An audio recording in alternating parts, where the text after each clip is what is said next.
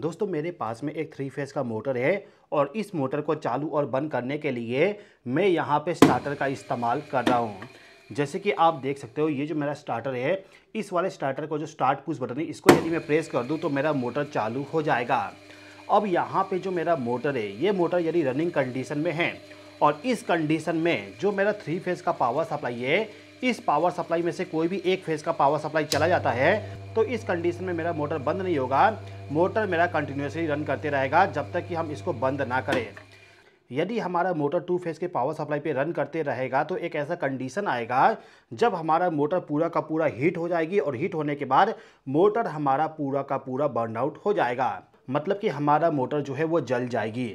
तो यदि आपके पास में या फिर आपके कंपनी में 3 फेज़ का मोटर इस्तेमाल किया जा रहा है तो मोटर के प्रोटेक्शन के लिए स्टार्टर तो आप इस्तेमाल करिए। जो हमारा स्टार्टर होती है उस वाले स्टार्टर के अंदर में हमें ओवरलोड रिले मिल जाती है। जैसे कि ये वाला ओवरलोड रिले, ये ओवरलोड रिले हमें ओवर करंट से तो प्रोटेक्ट करता है, लेकिन वोल्टेज से रिलेटेड जो प्रॉब्लम आती है उस प्रॉब्लम से कोई भी प्रोटेक्शन प्रोवाइड नहीं करता है।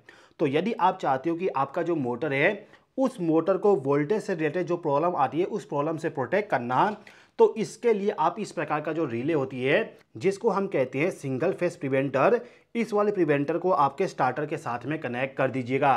तो ये जो मेरे पास में प्रिवेंटर है, इसका यदि हमें कनेक्शन करना है तो कनेक्शन करने के लिए पूरा सर्किट डायग्राम इसके ऊपर में आपको मिल जाएगा।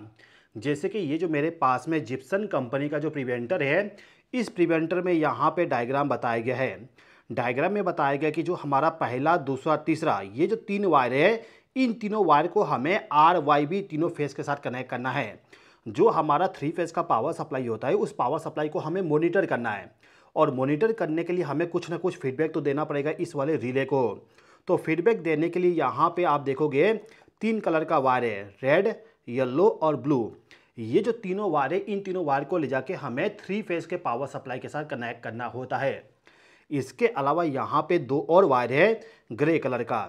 ये जो वायर है, इस वायर को ले जाके आपका जो यहाँ पे स्टॉप पुश बटन है उसके साथ कनेक्ट करना होगा। तो ये जो तीनों वायर है, इन तीनों वायर को हमें लेके जाना है और जो यहाँ पे RYB 3 फेज़ का जो पावर सप्लाई कनेक्ट किया गया है उसी पावर सप्लाई के साथ इसको कनेक्ट करना होगा। तो मैं यहाँ पे तीनों फेज़ के वायर को इनकमिंग टर्मिनल के साथ कनेक्ट कर देता हूँ इस प्रकार से। तो ये जो मेरा प्रिवेंटर है, इस वाले प्रिवेंटर को मैंने इनकमिंग पावर सप्लाई तो प्रोवाइड कर दिया। अब इस वाले प्रिवेंटर के जरिए यदि आपको प्रोटेक्शन चाहिए तो प्रोटेक्शन के लिए ये जो दोनों वायर है, इन दोनों वायर को आपको कनेक्ट करना होगा। और इसका कनेक्शन करने के लिए सिंपली आपको क्या करना होगा, यहाँ पे जो ये वाला लूपिंग लगा हुआ है, मतलब कि जो आपका स्टार्ट पुश बटन होती है और जो स्टॉप पुश बटन होती है, इसके बीच में जो लूपिंग लगा होता है उस वाले लूपिंग को आपको निकालना होगा। लूपिंग हम इसलिए निकालते हैं क्योंकि हमारा जो ये वाला प्रिवेंटर है, इसका जो यहाँ पे स्टॉप वाली कमांड है इसका हम इस्तेमाल करेंगे। तो मैं यहाँ पे इस वाले लूपिंग को निकाल दिया और निकालने के बाद ये जो मेरा प्रिवेंटर है, इस वाले प्रिवेंटर का जो वायर है, सबसे पहले मैं इस वाले वायर को लेके जाता हूँ और इसको ले जाके यहाँ पे जो आउटपुट टर्मिनल है, मतलब कि स्टार्ट पुश बटन का जो आउटपुट टर्मिनल है, इस वाले टर्मिनल के साथ इसको कनेक्ट कर देता हूँ। तो मैंने यहाँ पे इसको कनेक्ट कर दिया। अब इसके बाद जो ये वाला वायर है, इस वाले वायर को मैं लेके जाऊँगा। सबसे पहले वायर का जो इंसुलेशन है इसको रिमूव कर देता हूँ। रिमूव करने के बाद इस वाले वायर को लेके जाऊँगा और यहाँ पे जो ये वाला टर्मिनल है, मतलब कि जो स्टॉप पुश बटन है उसका जो इनकमिंग टर्मिनल है उसके साथ मैं इस वाले वायर को कनेक्ट कर दूंगा। तो केवल इतना कनेक्शन करने के बाद जो हमारा प्रिवेंटर है, ये प्रिवेंटर हमारा इस वाले मोटर को वोल्टेज से रिलेटेड जितने भी प्रॉब्लम आते हैं उससे प्रोटेक्शन प्रोवाइड करना स्टार्ट कर देगा। क्या क्या प्रोटेक्शन प्रोवाइड करेगा मैं आपको थोड़ा सा एक्सप्लेन कर देता हूँ। पहला प्रोटेक्शन होगा कि जो आपका 3 फेज़ का पावर सप्लाई है, इन तीनों फेज़ के पावर सप्लाई में से कोई भी एक फेज़ का पावर सप्लाई चला जाता है तो हमारा जो प्रिवेंटर है, ये प्रिवेंटर मोटर को ऑफ कर देगा। सेकेंड प्रोटेक्शन होगा कि जो आपका 3 फेज़ का पावर सप्लाई है, इसका जो पावर सप्लाई वो यदि इंटरचेंज हो जाती है, मतलब कि R फेज़ का पावर सप्लाई इस पॉइंट पे आ गया और Y फेज़ का पावर सप्लाई R वाले की जगह पे आ गया, तो इस कंडीशन में भी जो आपका प्रिवेंटर है वो प्रिवेंटर मोटर को ऑफ कर देगा। मतलब कि आपके पास में जो मोटर है उस मोटर को उल्टा डायरेक्शन में रन होने नहीं देगा। ठीक है। तीसरा प्रोटेक्शन होगा कि जो आपका 3 फेज़ का पावर सप्लाई है उसका यदि वोल्टेज बढ़ जाता है या फिर वोल्टेज कम हो जाती है तो उस कंडीशन में भी आपका जो प्रिवेंटर है, ये प्रिवेंटर प्रोटेक्शन प्रोवाइड कर देगा। ठीक है। तो ये जो मेरा मोटर है, इस मोटर को चालू बंद करने के लिए मेरा स्टार्टर पूरा का पूरा रेडी है। अब हम यहाँ पे टेस्टिंग कर लेते हैं। तो सबसे पहले मैं यहाँ पे 3 फेज़ का पावर सप्लाई जो है इसको ऑन कर देता हूँ। पावर सप्लाई को ऑन करने के बाद आप देखोगे यहाँ पे एक इंडिकेशन ग्लो हो गया। ये वाला जो इंडिकेशन, ये इंडिकेशन होता है हेल्दी इंडिकेशन, मतलब कि आपका जो प्रिवेंटर है उस प्रिवेंटर को 3 फेज़ का पावर सप्लाई पूरा सही तरीके से मिल रहा है। अब यदि मैं यहाँ पे 1 फेज़ का पावर सप्लाई को गोल कर दूँ तो आप देखोगे यहाँ पे जो ये वाला इंडिकेशन ये ऑफ हो चुका है। आप देखिए इसको ऑन करने से यहाँ पे ऑन हो गया, इसको ऑफ करने पे ऑफ हो गया, ठीक है। तो मैं यहाँ पे इसको ऑन कर देता हूँ, ये वाला इंडिकेशन ग्लो हो रहा है, मतलब कि सब कुछ सही है। अब मैं यहाँ पे इस वाले मोटर को चालू करने के लिए स्टार्ट पुश बटन को प्रेस करता हूँ। आप देखोगे मोटर मेरा चालू हो चुका है।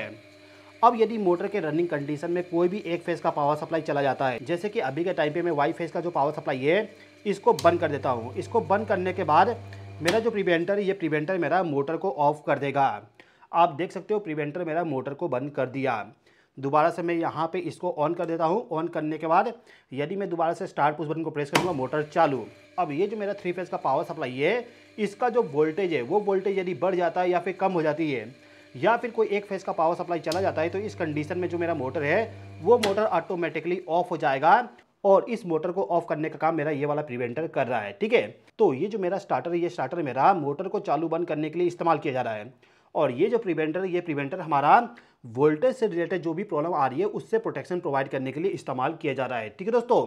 तो यदि आपके पास में कोई ऐसा मोटर है जिसको रन करवाने के लिए 3 फेज़ का पावर सप्लाई प्रोवाइड किया जाता है, तो इस कंडीशन में इस टाइप का प्रिवेंटर आप ज़रूर कनेक्ट कर दीजिएगा।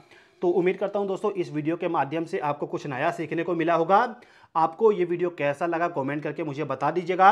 और यदि आपने अभी तक मेरे चैनल को सब्सक्राइब नहीं किए तो सब्सक्राइब भी कर लीजिएगा। मिलते हैं आपसे नेक्स्ट वीडियो में। इस वीडियो को देखने के लिए धन्यवाद।